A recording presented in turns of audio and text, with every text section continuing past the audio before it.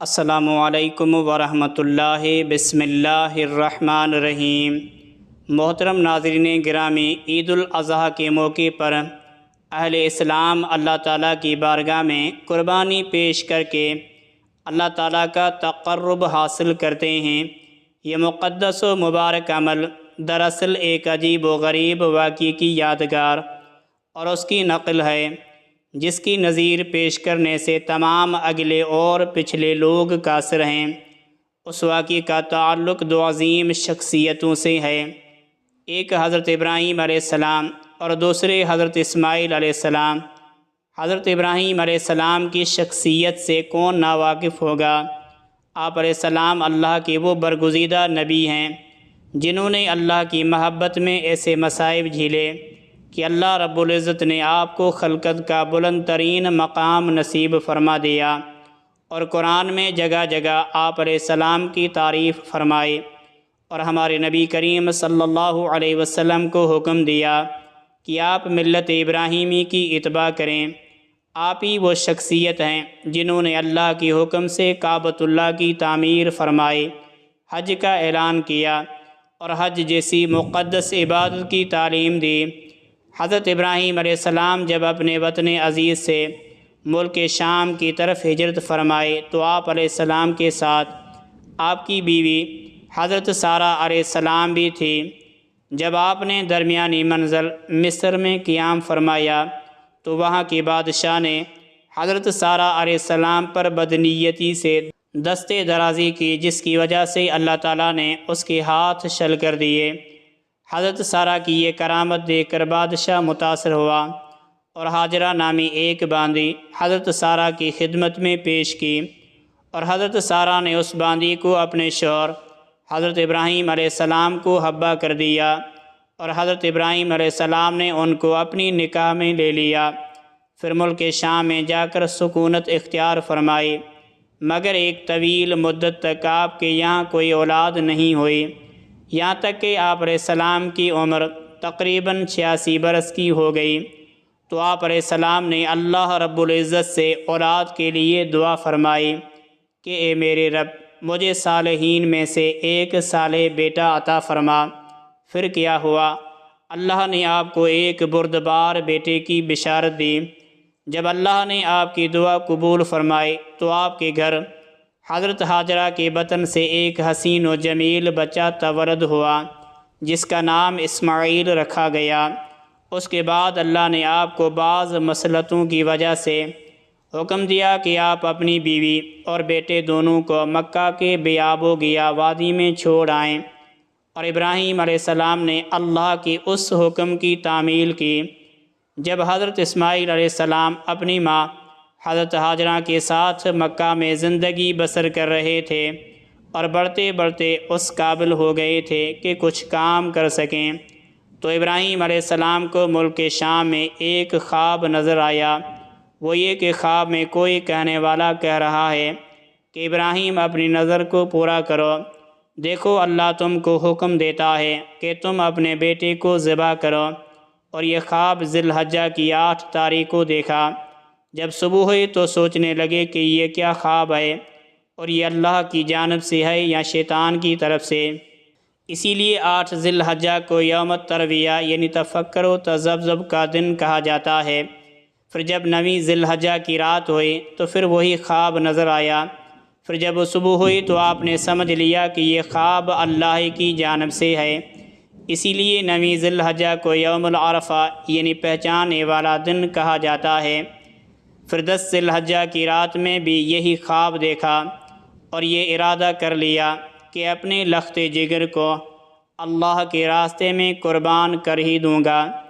اسی لیے 10 ذی الحجہ کو یوم النحر یعنی قربانی کا دن کہا جاتا ہے، مگر اس سے قبل کہ آپ اس حکم کی تعمیل کرتے، آپ علیہ السلام نے حضرت اسماعیل علیہ السلام سے مشورہ کیا اور اس سلسلے میں ان کی رائے دریافت کی۔ اس پر حضرت اسماعیل علیہ السلام نے جو جواب دیا وہ واقعی شان نبوی کا مظہر اتم اور ایک روشن علامت ہے۔ آپ کے جواب کو قرآن کریم یوں بیان کیا۔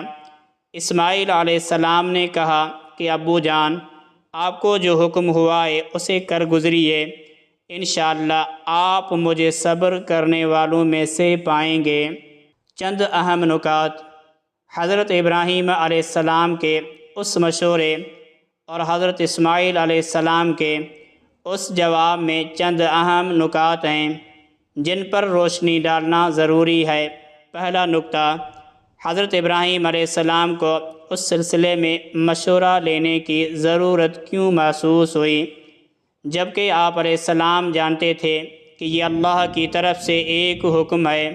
اور کیا اگر حضرت اسماعیل علیہ السلام رائے کے خلاف حکم دیتے تو حضرت ابراہیم علیہ السلام اس حکم کی تعمیل نہ کرتے؟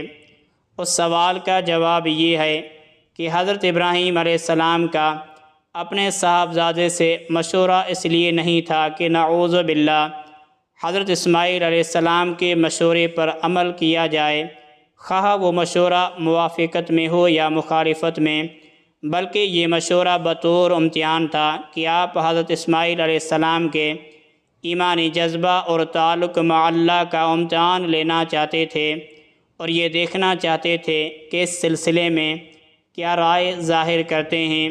اس کی ایک حکمت امام شافعی علیہ الرحمہ نے بیان کی ہے، وہ یہ کہ حضرت ابراہیم علیہ السلام نے اپنے صاحبزادے سے مشورہ اس لیے لیا تھا کہ اللہ کے حکم کی تعمیل کا ذکر ان کی زبان سے بھی ظاہر کروا دیں۔ دوسرا نکتہ، دوسری بات یہ قابل غور ہے کہ حضرت ابراہیم علیہ السلام نے حضرت اسماعیل علیہ السلام کو یہ نہیں بتلایا کہ مجھے اللہ کا حکم ہوا ہے کہ میں تمہیں ذبح کروں، بلکہ صرف خواب کے حوالے سے بتایا کہ میں نے دیکھا ہے کہ میں تمہیں ذبح کر رہا ہوں۔